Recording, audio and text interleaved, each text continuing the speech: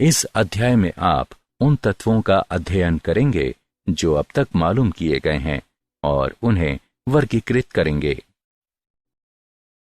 उद्देश्य: इस पाठ के अंत में आप निम्न करने में सक्षम हो जाएंगे। आवर्त सारणी के तत्वों को वर्गीकृत करना, आवर्त सारणी की उत्पत्ति पर विमर्श करना, मेंडलीव की आवर्त सारणी को समझना, आधुनिक आवर्तिता नियम को बताना, 100 से अधिक परमाणु क्रमांक वाले तत्वों के नामकरण को जानना, तत्वों के इलेक्ट्रॉनिक विन्यास पर विमर्श करना, आवर्त सारणी को एस, पी, डी और एफ ब्लॉकों में विभाजित करना, तत्वों के गुण धर्मों में आवर्तिता को समझना, तत्वों के रासायनिक गुणों में आवर्तिता को समझना।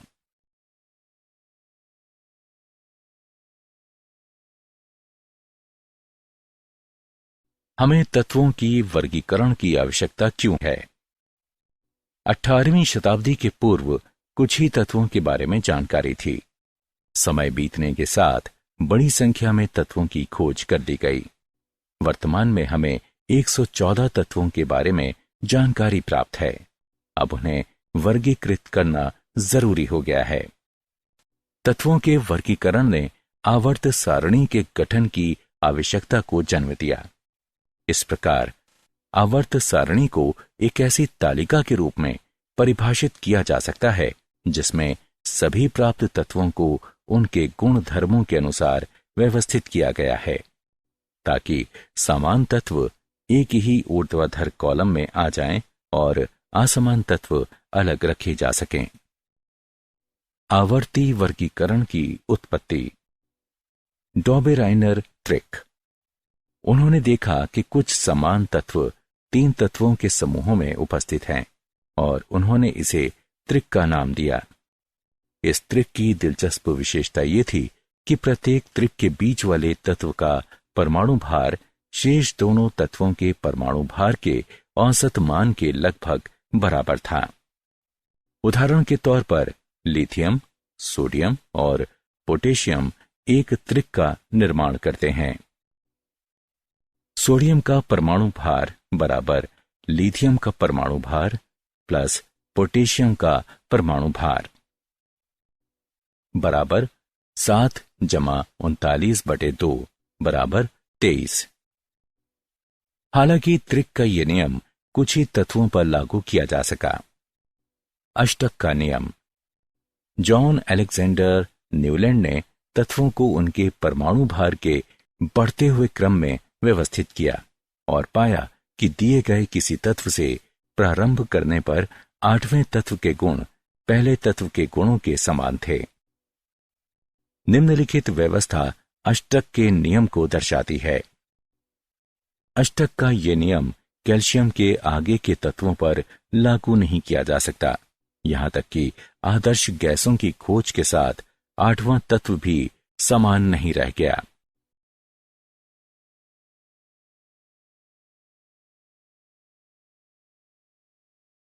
मेंडलीव की आवर्त सारणी। मेंडलीव ने जो आवर्त सारणी दी, उसके अनुसार तत्वों के गुणधर्म उनके परमाणु भारों के आवर्ती फलन होते हैं। मेंडलीव की आवर्त सारणी की उपयोगिता। 1. आवर्त सारणी में तत्वों का वर्गीकरण समान गुण धर्म वाले तत्वों को एक समूह में रखकर किया गया है। 2. मेंडलीव ने अपनी आवर्त सारणी में कुछ रिक्त स्थान छोड़े थे जो भविष्य में नए तत्वों की खोज का संकेत देते थे। कुछ गुणों की प्रगुक्ति भी पूरी निष्पक्ष सटीकता के साथ की गई थी। उदाहरण के तौर पर जब उन्होंने अपनी आवर्त सारणी को प्रस्तावित किया था, गैलियम और जर्मेनियम दोनों तत्वों की खोज नहीं हुई थी। मेंडलीव ने इनका नाम क्रमशः एका एल्यूमिनियम और एका सिलिकॉन रखा था। 3. इस सारणी की मदद से कुछ तत्वों के संदेहास्पद परमाणु भारों को ठीक कर दिया गया।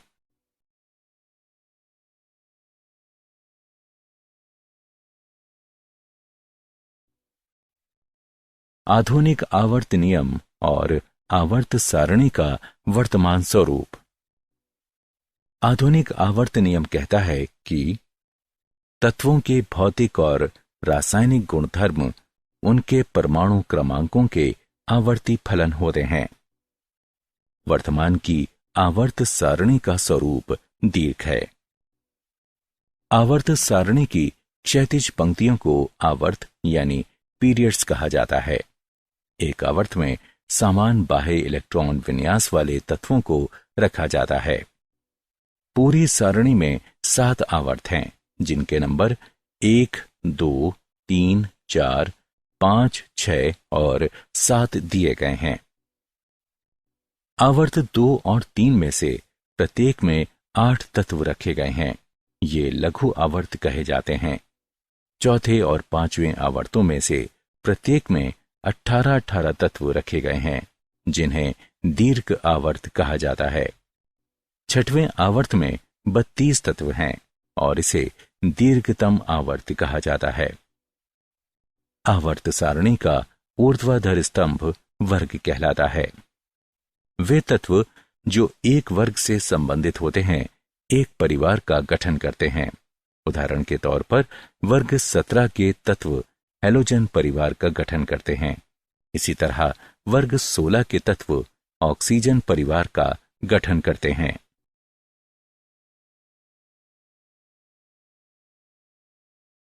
सौ से अधिक परमाणु क्रमांक वाले तत्वों का नामकरण। IUPAC यानी international union of pure and applied chemistry के द्वारा यह निर्णय लिया गया कि तत्वों का एक व्यवस्थित नामकरण 0 और 1 से 9 तक की संख्याओं के लिए संख्यात्मक मूल का प्रयोग करते हुए सीधे तत्वों के परमाणु क्रमांकों के आधार पर किया जाएगा। परमाणु क्रमांकों के विभिन्न अंकों के लिए दिए गए नामों को क्रमशः एक साथ लिखकर अंत में EM लगा दिया जाए।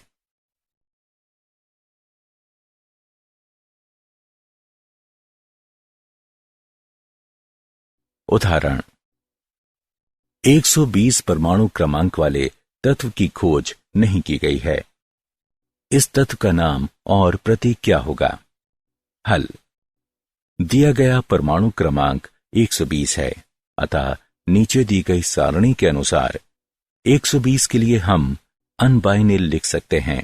उसके बाद EM जोड़ेंगे, अतः ये अनबाइनीलियम कहलाएगा और इसका प्रतीक होगा UPN।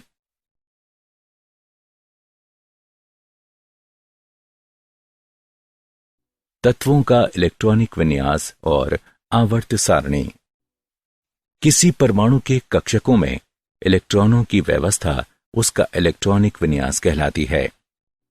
आवर्त की संख्या तत्वों में उपस्थित संयोजी कोश की मुख्य क्वांटम संख्या को प्रदर्शित करती है। आवर्तों में इलेक्ट्रॉनिक विन्यास। प्रथम आवर्त प्रथम ऊर्जा स्तर जो कि n बराबर 1 है, इसमें इलेक्ट्रॉनों के भराव को दर्शाता है। अब इस ऊर्जा स्तर में केवल एक कक्षक होता है, एक s, इसलिए इसमें 2 इलेक्ट्रॉन रह सकते हैं। इसका मतलब यह भी हुआ कि प्रथम आवर्त में केवल 2 ही तत्व हो सकते हैं।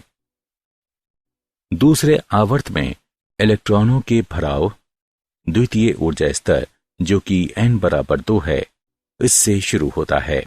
इसमें केवल 4 कक्षक होते हैं, एक 2s और 3 2p, जो 8 इलेक्ट्रॉनों को रख सकते हैं।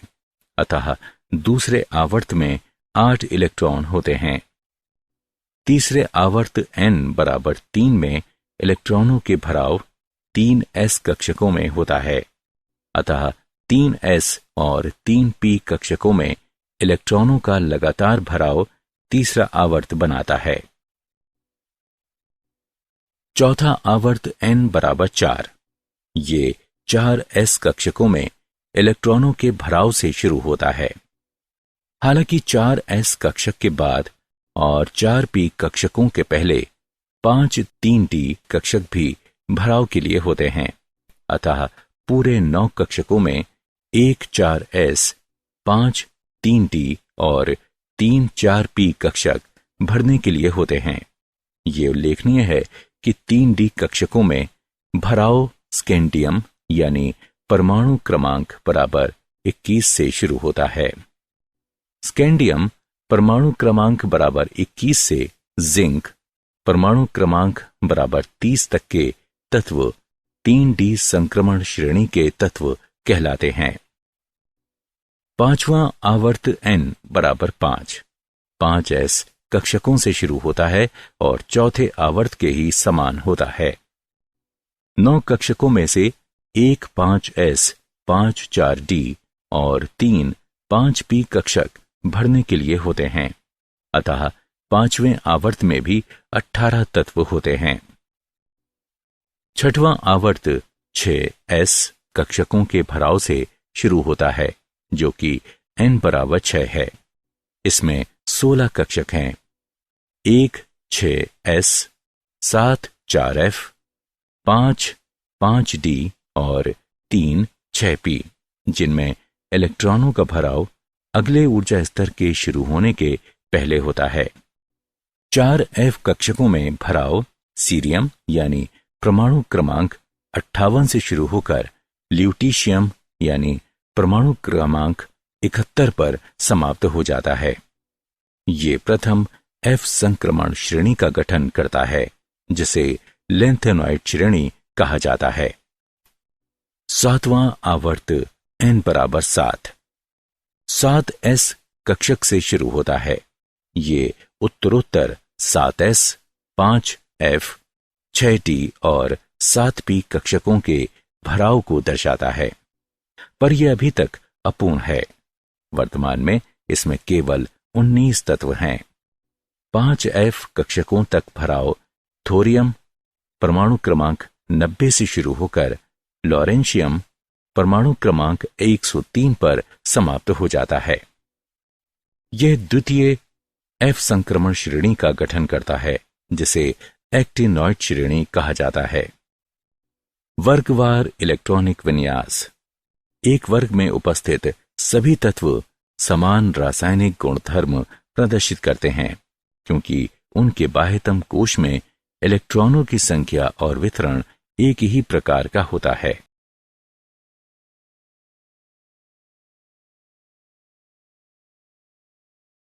इलेक्ट्रॉनिक विन्यास और तत्वों के प्रकार। S P D F block. आवर्त सारणी के दीर्घ स्वरूप को 4 मुख्य ब्लॉकों में बांटा जा सकता है। ये ब्लॉक हैं S P D F block. इस वर्गीकरण के 2 अपवाद हैं। पहला हीलियम है, जो कि S ब्लॉक के तत्वों से संबंध को दर्शाता है, परंतु इसे P ब्लॉक तत्वों के साथ रखा गया है, क्योंकि इसका बाह्यतम कोश 1s2 यानी पूरा भरा हुआ है। दूसरा तत्व हाइड्रोजन है।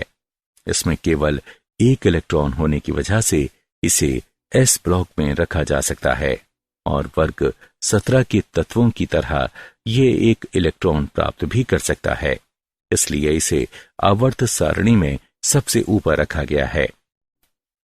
S ब्लॉक तत्व वे तत्व जिनमें अंतिम इलेक्ट्रॉन अपने बाह्यतम ऊर्जा स्तर के S उपकोश में प्रवेश करता है, S ब्लॉक तत्व कहलाते हैं।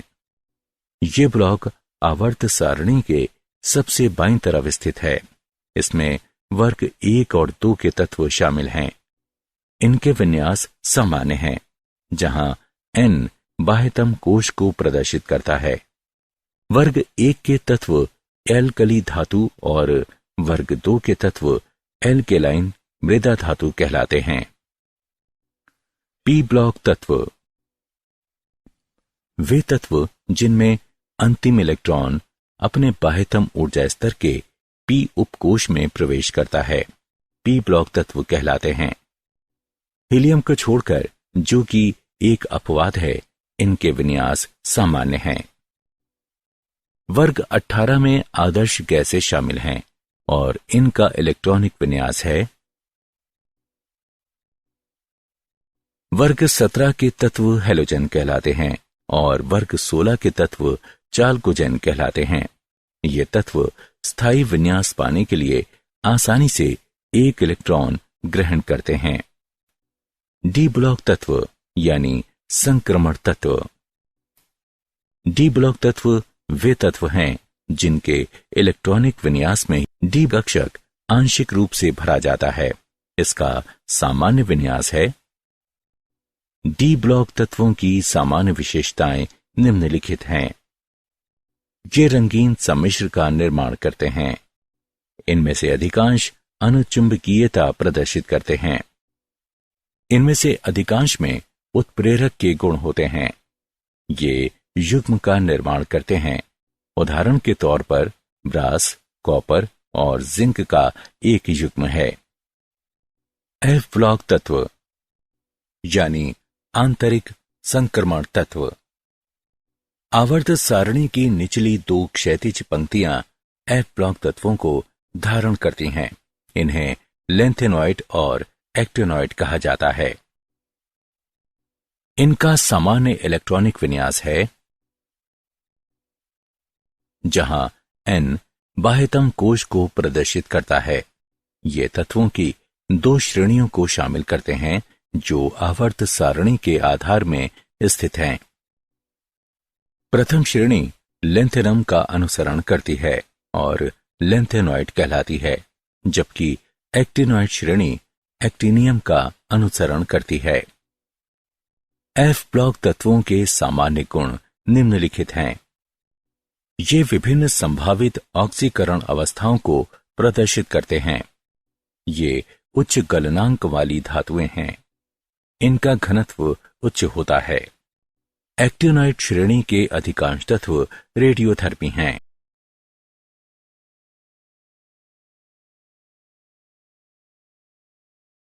धातु, अधातु और उपधातु। धातुएं ठोस यानी मजबूत होती हैं। धातुएं आघातवर्ध्य और तन्य होती हैं। धातुओं के गलनांक और क्वथनांक उच्च होते हैं। धातुएं ऊष्मा और विद्युत की सुचालक होती हैं। धातुएं पॉलिश करने पर चमक उठती हैं। अधातुएं भंगुर होती हैं। अधातुएं ऊष्मा और विद्युत की अल्पचालक होती हैं। वे तत्व जो धातुओं और अधातुओं दोनों के गुण प्रदर्शित करते हैं उपधातु कहलाते हैं।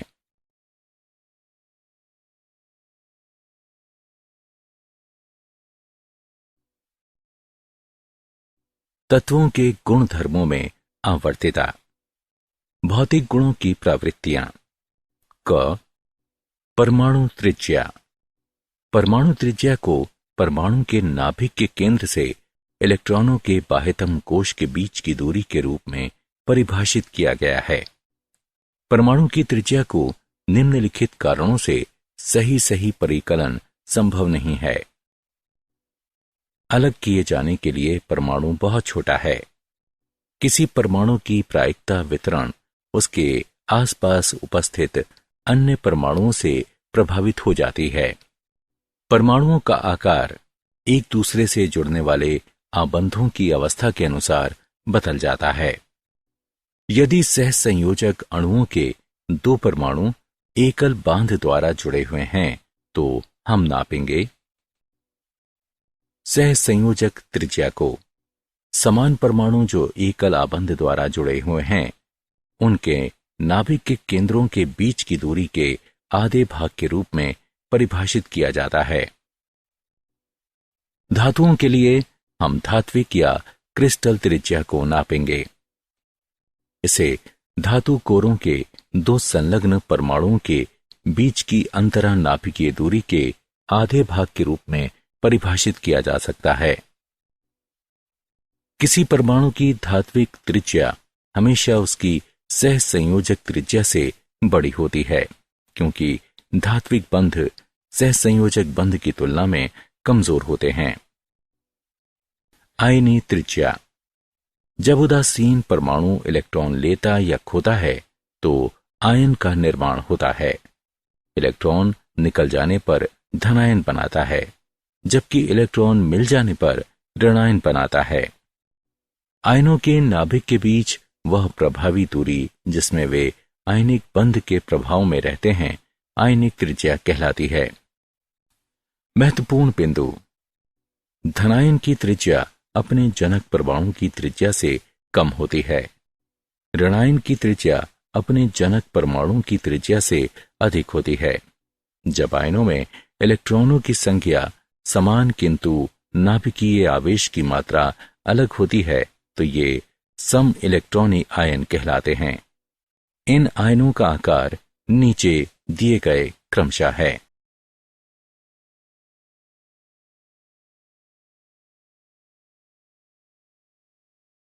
आयनन एंथैल्पी। विलगित गैसीय परमाणु से बाह्यतम इलेक्ट्रॉन को बाहर निकालने में जो ऊर्जा लगती है उसे तत्व की आयनन एंथैल्पी कहते हैं। यदि हम किसी गैसीय परमाणु ए को आयनन ऊर्जा प्रदान करते हैं तो ये एक इलेक्ट्रॉन को बाहर निकालता है। उत्तरोत्तर आयनन ऊर्जा। गैसीय परमाणु से एक बार जब इलेक्ट्रॉन पृथक हो जाता है तो धनात्मक आयनों से एक के बाद एक दूसरे और उत्तरोत्तर इलेक्ट्रॉनों के पृथक होने की संभावना होती है। उदाहरण, तत्वों की गैसीय अवस्था के यूनिपॉजिटिव, डाइपॉजिटिव, ट्राइपॉजिटिव आयनों से सर्वाधिक शिथिलता से बंधे इलेक्ट्रॉनों को पृथक करने के लिए आवश्यक ऊर्जा को क्रमशः द्वितीय, तृतीय, चतुर्थ आयनन ऊर्जा कहा जाता है। ये उल्लेखनीय है कि आयनन ऊर्जा 3 का मान आयनन ऊर्जा 2 के मान से और आयनन ऊर्जा 2 का मान आयनन ऊर्जा 1 के मान से अधिक होता है। आयनन ऊर्जा निम्नलिखित कारकों पर निर्भर करती है। 1. परमाणु का आकार।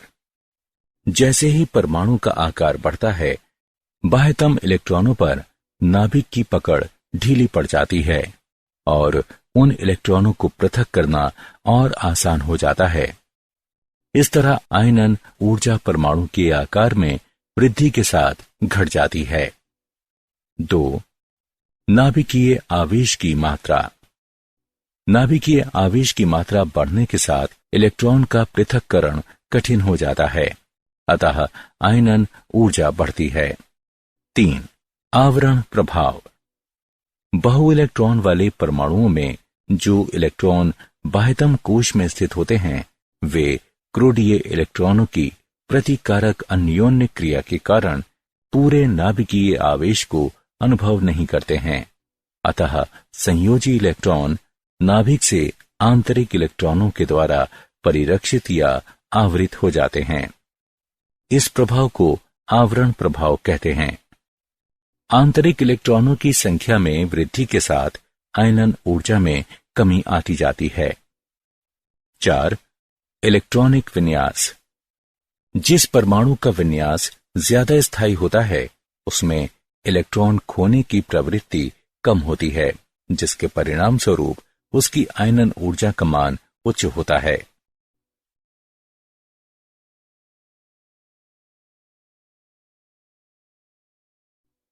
इलेक्ट्रॉन लब्ध एंथैल्पी।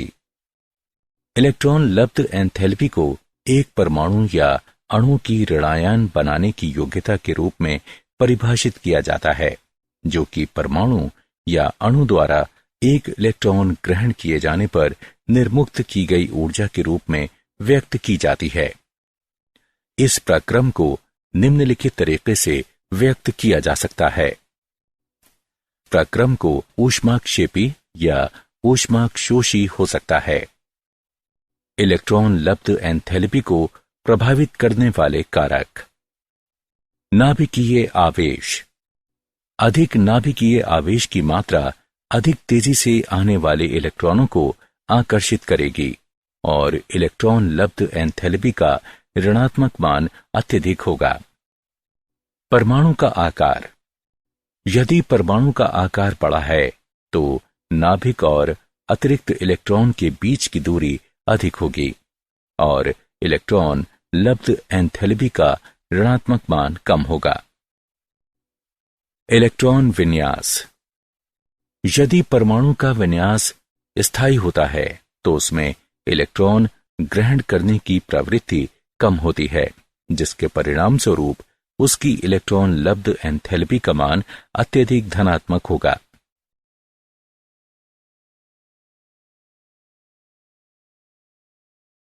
विद्युत ऋणात्मकता।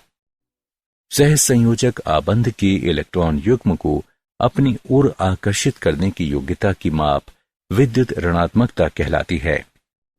वे कारक जिन पर विद्युत ऋणात्मकता निर्भर करती है वे हैं प्रभावी नाभिकीय आवेश और परमाणु त्रिज्या। अधिक नाभिकीय आवेश अधिक विद्युत ऋणात्मकता, छोटी परमाणु त्रिज्या अधिक विद्युत ऋणात्मकता। सबसे अधिक विद्युत ऋणात्मक तत्व फ्लोरीन है।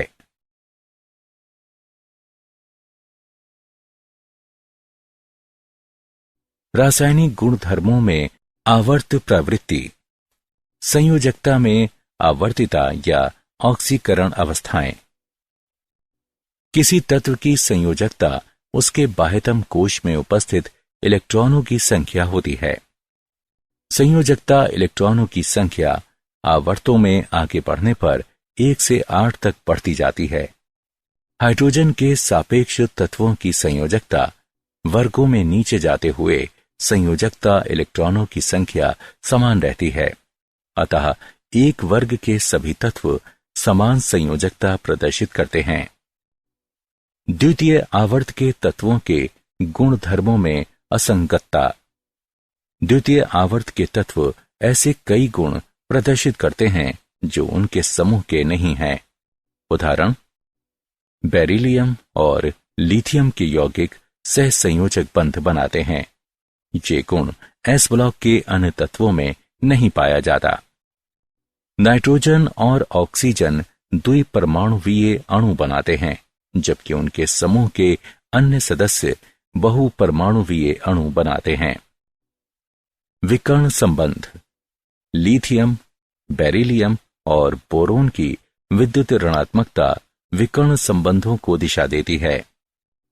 लिथियम आश्चर्यजनक ढंग से मैग्नीशियम से, बेरिलियम एल्यूमिनियम से और बोरोन सिलिकॉन से समानता रखता है। विद्युत ऋणात्मकता आवर्तों में दाएं से बाईं ओर जाने पर बढ़ती है। आवर्त प्रवृत्ति और रासायनिक क्रियाशीलता। एल्कली धातुओं के बीच रासायनिक क्रियाशीलता एक इलेक्ट्रॉन खोकर और धनायन के निर्माण से होती है, जबकि हैलोजन एक इलेक्ट्रॉन प्राप्त कर ऋणायन के निर्माण द्वारा रासायनिक क्रियाशीलता प्रदर्शित करते हैं। रासायनिक क्रियाशीलता आवर्त सारणी के केंद्र में सबसे कम होती है।